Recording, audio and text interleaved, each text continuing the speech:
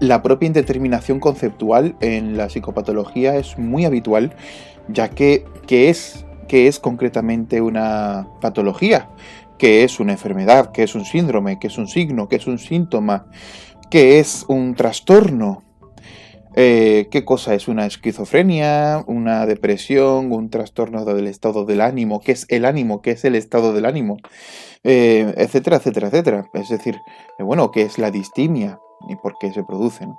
Pero más allá de eso, la indeterminación conceptual dentro de los modelos y los paradigmas está también de una forma muy reseñable. Lo podemos ver a través de la historia.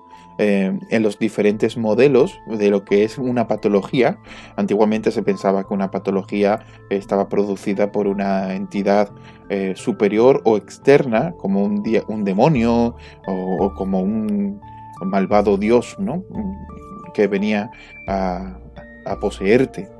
Es decir, que hay muchos modelos y muchos paradigmas, pero en este sentido la indeterminación conceptual en la psicopatología es algo básico, puesto que incluso no se sabe muy bien todavía qué es la psicopatología. Hay autores como Henry A., que es, digamos, es el constructor del paradigma órgano-dinámico, que habla de la psicopatología de la libertad, en el sentido de que una persona, ¿cuándo una persona es patológica?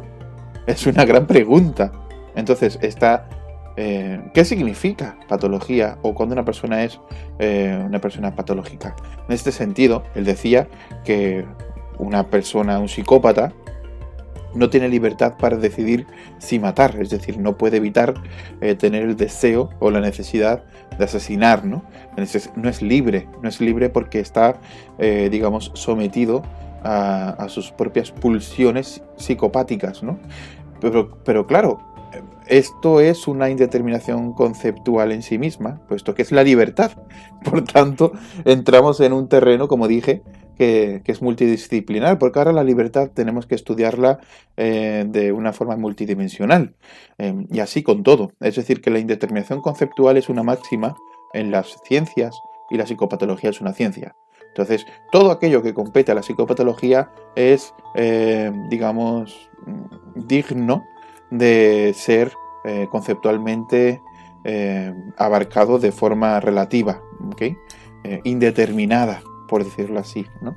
Muy bien, pues continuamos. Vamos a ir con los criterios, ¿ok? Criterios que implica. A ver, criterios implica cuáles son, digamos, las formas estándares de trabajar con la psicopatología. La primera es la estadística, es decir, y esto es una revolución en sí misma. Realmente, criterio estadístico hace referencia a lo cuantitativo, es decir, que se puede estudiar de forma cuantitativa a través de diferencias apenas perceptibles, por ejemplo, en el cambio fisiológico producido por una atención o por una percepción en el ser humano, en lo que es su sistema de sentidos, ¿no? Su sistema nervioso, su recepción, etc. Todo eso se puede cuantificar. Hay una parte de la psicopatología cuantificable y se trabaja de forma continuada en poder estandarizar la estadística o lo cuantitativo dentro de, digamos, los diferentes campos de estudio y de trabajo en la psicopatología, porque lo estadístico permite estandarizar y trabajar de una forma mucho más holgada, digamos, todas las fuentes de trabajo, de investigación, de estudio, etcétera, de lo que es la propia psicopatología. ¿Cómo podemos, por ejemplo, cuantificar el nivel de intensidad de una patología? Es una gran pregunta. Hoy en día existen estándares estadísticos para poder hacerlo. Antiguamente no. ¿Vale? Tenemos también el criterio. Bueno, antes de decir esto, me gustaría decir, en el criterio estadístico se entiende que hay una... ¿Cómo decirlo? Bueno, sí, se entiende que hay una estandarización social en el que hay una media social en la cual se trabaja y la desviación de la media produce criterios estadísticos de desviación, es decir, una varianza que permite que podamos estudiar si algo es psicopatológico en términos sociales o no, si algo se desvía de la media de forma estadística, ¿vale? Por tanto, se trabaja muchísimo dentro de lo estadístico, no solamente con el análisis de datos, lo cual es obligatorio, y con el diseño de investigación, etcétera, sino que se trabaja también con lo normativo. Normativo hace referencia a aquello que es norma dentro de un conjunto social, puesto que es la referencia obligada de lo estadístico, ¿no? Frente a lo criterial, que es lo competente a la persona, ¿no? Vemos el criterio social interpersonal, esto es algo obvio, no solamente se trabaja desde los números y la cuantificación, también se trabaja desde un punto de vista sociológico, social, se ven cuáles son los impactos, los strikes que la persona recibe por parte de su entorno y cómo eso modifica psicológicamente su constitución y si finalmente pues produce tiene efectos psicopatológicos, ¿no? Esto es muy interesante puesto que hay muchas herramientas sociológicas, por decirlo así, dentro del estudio psicológico en el campo clínico. O sea, es decir, que requerimos poder estar, digamos, poder estar preparados para hacer estudios dentro del campo interpersonal de lo que es el sujeto, que es fruto de una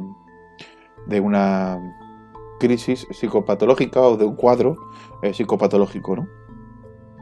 El criterio subjetivo intrapsíquico, es decir, este es uno de los más difíciles realmente, puesto que alude al criterio de caso único, en el que la persona, se relaciona consigo misma y debemos entender bajo qué normas se produce esa relación entre el sí mismo y el yo, ¿no? Entonces, el criterio subjetivo intrapsíquico hace mención sobre todo en lo psicopatológico a la alteración que se produce de forma interna y psicológica. En este sentido, no es tangible la realidad observable, sino que es intangible y está relacionada, por supuesto, con lo interpersonal y con lo estadístico, pero lo intrapsíquico debe ser analizado y debe ser interpretado de una forma muy delicada, ya que no hay unos estándares perfectos para este criterio. El biológico, que es el cuarto criterio, es más fácil de observar, por supuesto. Todo lo que hable de biología habla de lo tangible, habla de lo observable de forma física, y en este sentido lo biológico es uno de los grandes, es el criterio más formal de todos, puesto que está fundamentado en la propia anatomía o en la propia biología. Y en este sentido, lo biológico es una garantía de causas observables, totalmente lógicas, que pueden ser manipuladas para obtener diferentes efectos. Y muchos científicos avalan lo biológico como, lo perfectamente consumado, como el campo perfecto y el fin mismo de la psicopatología, ¿no? Pero la verdad es que lo biológico no lo explica todo, ni mucho menos. Hay hechos que son explicados psicopatológicamente por el criterio intrapsíquico, otros por el criterio interpersonal, en el que hay una causa interpersonal en la que se puede modificar, y otras, el criterio estadístico puede también explicar muchas cosas, ¿vale? Cada criterio es absolutamente necesario, pero el criterio biológico requiere que tengamos un gran entendimiento, un gran conocimiento, un gran bagaje de lo que es la psicobiología en sí misma, puesto que a la hora de ver, una patología, deberíamos saber si está producida por una causa biológica o no, ¿vale? Y la gran pregunta de qué es la anormalidad. Aquí entendemos a través de los 4 criterios que la anormalidad no reside en el propio hecho, sino en los efectos que el hecho psicopatológico produce. Si lleva a una sensación de insatisfacción absoluta o relativa, si lleva finalmente al desorden organizado de la persona, si lleva a un esquema autodestructivo o heterodestructivo, etcétera, son criterios de anormalidad. Pero la gran pregunta de qué es la normalidad siempre ha entrado dentro de lo que hemos llamado antes indeterminación conceptual. ¿Qué es la normalidad? Es un gran problema. ¿Qué es la normalidad? En este sentido, la anormalidad no sería otra cosa que aquello que se desvía en lo estadístico, en lo interpersonal, en lo intrapsíquico y en lo biológico, y que produce efectos que son contraproducentes para la propia constitución de la vida de la persona. Y en este sentido es importante entender que la normalidad no es aquello que se desvía de la norma simplemente. Es aquello que, desviándose de la norma, produce consecuencias destructivas. En este sentido, desviarse de la norma implica desviarse del estándar de salud, de cuadro de salud. La norma no es aquello que existe en sociedad de forma mayoritaria. La norma es generalmente aquello que es determinado como saludable. Por esto no hay una primacía de lo normal frente a lo anormal. No es eso realmente, sino que lo normal es aquello que se produce de forma homeostática en el organismo en base a unos estándares de salud, ¿okay? Y la normalidad se produce de forma homeostática o no, lejos de los estándares de salud, y por tanto produce en el organismo, ya sea en la psique o ya sea también físicamente, produce una degeneración o bien la pervivencia de un cuadro que es insatisfactorio, porque puede producir dolor, ansiedad, estrés, insatisfacción, puede producir pánico, es decir, una sensación de pánico sin tener que llevarnos, por ejemplo, a una crisis que se pueda solucionar a través o bien de un tratamiento farmacológico o bien a través de un tratamiento conductual o cognitivo, ¿no? En ese sentido, algo anormal no tiene por qué ser simplemente psicopatológico, pero la psicopatología trabaja la anormalidad. ¿Por qué? Porque la desviación de la norma en términos de salud implica la falta de salud en términos absolutos, y esto implicaría, dentro de esta indeterminación conceptual estoy intentando hacer todo el esquema, y esto implicaría que la persona que es sujeto de ello no es una persona que pueda ser libre para realizar su propia existencia en virtud a los derechos que tiene, ¿no? Que sería, esto entronca con el concepto de psicopatología de la libertad. Tenemos que permitir que aquellas personas que estén incapacitadas de forma total o parcial por una patología puedan volver a ser libres y tener los mismos derechos de facto que las personas que están sanas. Ese es el punto, ¿no? que es más, digamos, reseñable dentro del pensamiento moderno, es decir, permitir a las personas poder vivir satisfactoriamente sus vidas es lo más importante. Por supuesto, el concepto de salud es un concepto un poco abstracto, ¿no? ¿Qué es la salud?